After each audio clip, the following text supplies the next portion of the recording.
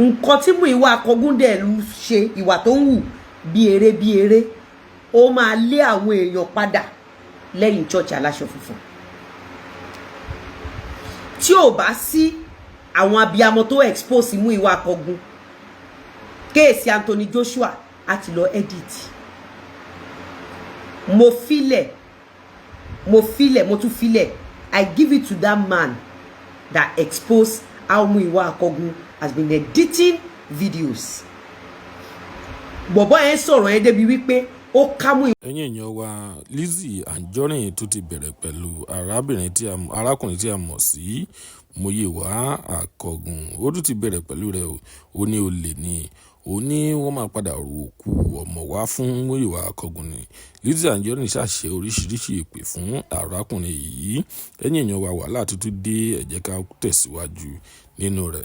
Múyìwá Akọgun débi wípé Múyìwá Akọgun ò lè dúró sínú church fún ìṣẹ́jú kan, àmọ́ tí Múyìwá bá fẹ́ lọ edit fídíò wọ́n á rọra yà á lójú kan, wọ́n á wá fi sáàrin fídíò, wọ́n á wá gbá old video yọ, wọ́n á wá kì í bọ̀. Facebook máa ṣe tó bá post fídíò kan tó bá fẹ́ fi fídíò mi sí wàá yọ old video yẹn wàá replace ẹ̀ pẹ̀lú new video. Ìwà tí Múyìwá Akọgun wù sí Lizzy Anjorin ní Gbàdúmàtà, èwo nínú yín ló gbàdúrà ẹ̀ fún ọmọ yín? Ogun ní ṣìnímù èpè kì í ṣìyànjà. Ogun ní ṣìnímù èpè ò kì í ṣìyànjà. Nígbà tí wọ́n ń bú àwọn bàbá mo bí iná, where was Múyìwá Akọgun? It was Lizzy Anjorin that stood for bàbá mo bí iná. Àmọ́ Múyìwá Akọgun ó wá bẹ̀rẹ̀ sí ní fi ìbànújẹ́ àwọn ọmọ ọlọ́mọ ó bẹ̀rẹ̀ sí ní fi wá owó. Ẹ wá sọ wípé wọ́n fi Múyìwá pa. Múyìwá àfi tí ò bá sí Ọlọ́run lókè lókù. Àwọlé sùn ni mo wà yìí. Ṣó ti rí? This is 12 o'clock. Múyìwá, Ọlọ́run á wo ọlá nǹkan tó ṣẹlẹ̀ ní Ìdúmàtà. Múyìwá, tó bá jẹ́ pé irọ́ ni gbogbo yín pa, àtọkùnrin àtobìnrin àtọmọdé àtàgbà yín gbogbo yín lẹ máa mọ sàárì ọmọ tẹ pàtẹ́kì nínú kéèsì Ìdúmàtà. Àdàbí tó bá jẹ́ pé òtítọ́ lẹ sọ, go back.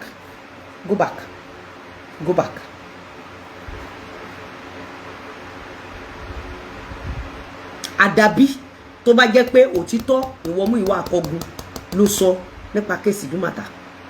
Àti wọ́ o, àtàwọn tẹjọ ṣe o, àtàwọn tẹjọ ń pè mí lólè Ìdúmàtà o, àti Ìyábọ̀ Òjó tó dálẹ̀ o, àti gbogbo yín àtẹ̀yìn bloggers tó bá kè ní kọ̀la ẹ jáde láyé, gbogbo yín lẹ máa mọ sàárì ọmọ yín. Kò sí kankan náà ọmọ yín ẹ máa fi sílẹ̀ sáyé lọ.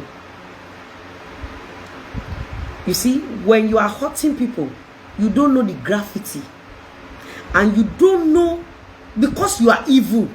Àti jẹ àti mu àtẹnujẹ ó pa yín kú, ń tẹ́ fẹ́ jẹ lẹ́nu lẹ́mọ̀.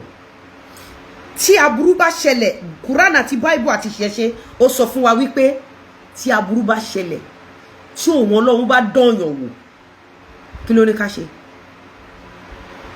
Kí ni wọ́n pè nífẹ̀ẹ́? Kí ni Bíbélì sọ nípa kẹ́ wá àgùntàn lọ? Bíbélì ò ní pé kẹ́ wá àgùntàn tó wà pẹ̀lú yín lọ. Bíbélì ní ẹ wá àgùntàn tó sọnù lọ. Kí ni mínú àgùntàn tó sọnù?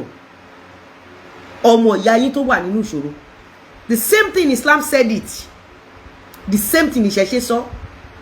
Ìbànújẹ́ ló jẹ́ fún ẹ Múyìwá Akọgun wípé ìwọ wá derive pleasure, ó wá bẹ̀rẹ̀ sí ní fi vulnerable moments àwọn ènìyàn, ó wá bẹ̀rẹ̀ sí ní fi wá owó àtàwọn customer tó ń gba ní UDT wọn.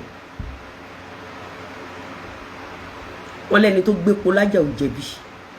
Káti ẹ̀ sọ pé Ìyábọ̀ Òjó ti fojú sunkún ọmọ ẹ̀. Ṣó tọ́ sí ìwọ Múyìwá Akọgun? Ṣó tọ́ sí ẹ? This is a case that a life was taken. Imagine Yoruba ẹgbẹ́ yín tó ń ta gold láti over 20 something years tó ti ń ta gold ti pẹ́. Yoruba ẹgbẹ́ yín tó mọṣẹ́ ṣe obìnrin tó fi ń ṣàdúrà fóbìnrin, ó lọ patronize àwọn Yoruba ẹgbẹ́ ẹ wá ní pé ó jalè, ó jí gold 91,000 naira. Ìwọ lórí burúkú Múyìwá Akọgun tó máa ráre jáde láyé.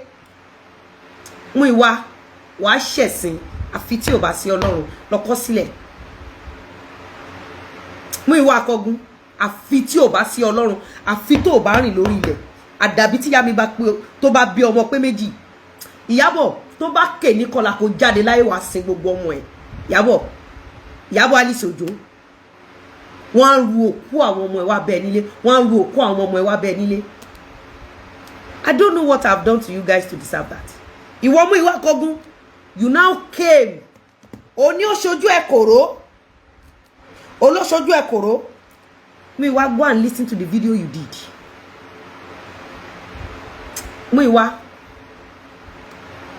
Múyìwá tó bá ké ní kọlà, tó bá bígbọ́ ọmọ, àjèjì máa testify against àwọn ọmọ ẹ̀, wọ ọgbà ẹ̀wọ̀n ni, agbára àwọn tó nílé ayé. You see, this social media, I understand. We expect too much from the government, but the society failed woefully. Ẹ̀dẹ̀ ń jẹ̀yà ẹ̀, ìyà ẹ̀ ń jẹ yín. Ẹ rí pé Nàìjíríà tá wà yìí, ó hard fún ọmọ tálíkà láti gòkè ọlá. Torí aburú tẹ́ ẹ gbìn sílẹ̀ lẹ́ ń ká.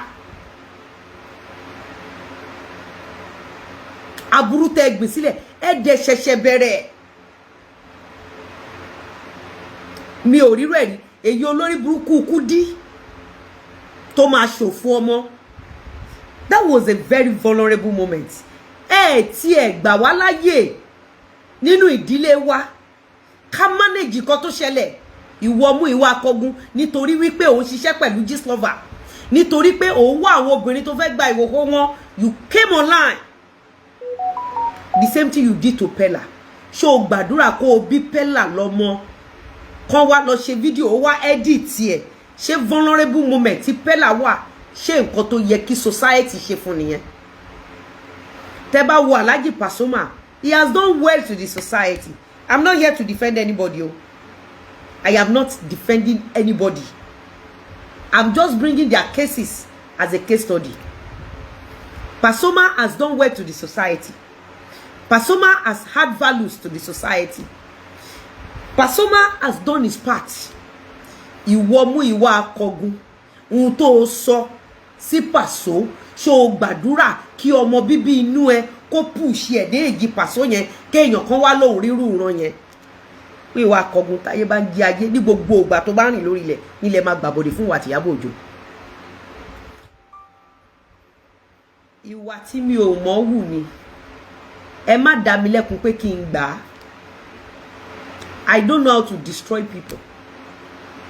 I don't know how to hit people at their vulnerable moments. Me, I don't know how to add pains to people. Ilé tí wọ́n ti tọ́ mi, inú ìdílé tí mo ti jáde, àánú ni wọ́n fi sí wa lọ́kàn. Ìgbà tí Spark máa sọ̀rọ̀ lánàá, bàbá Spark oní tíátà, ó ń sọ̀rọ̀ nípa àwọn ìdojúkọ nínú iṣẹ́ tíátà. Kí ni Spark sọ?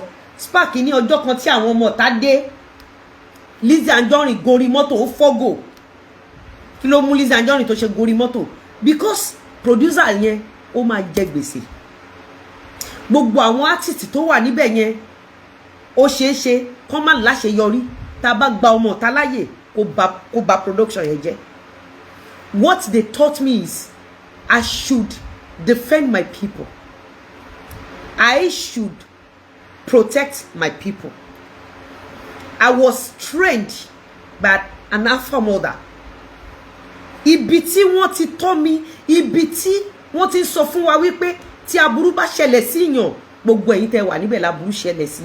Ẹ wá gbé orí social media, gbogbo yín wá ẹ wá display witchcraft. Akọgun, ó ṣẹ̀ mí, ó ṣẹ̀ ìyá mi, ó ṣẹ̀ bàbá mi.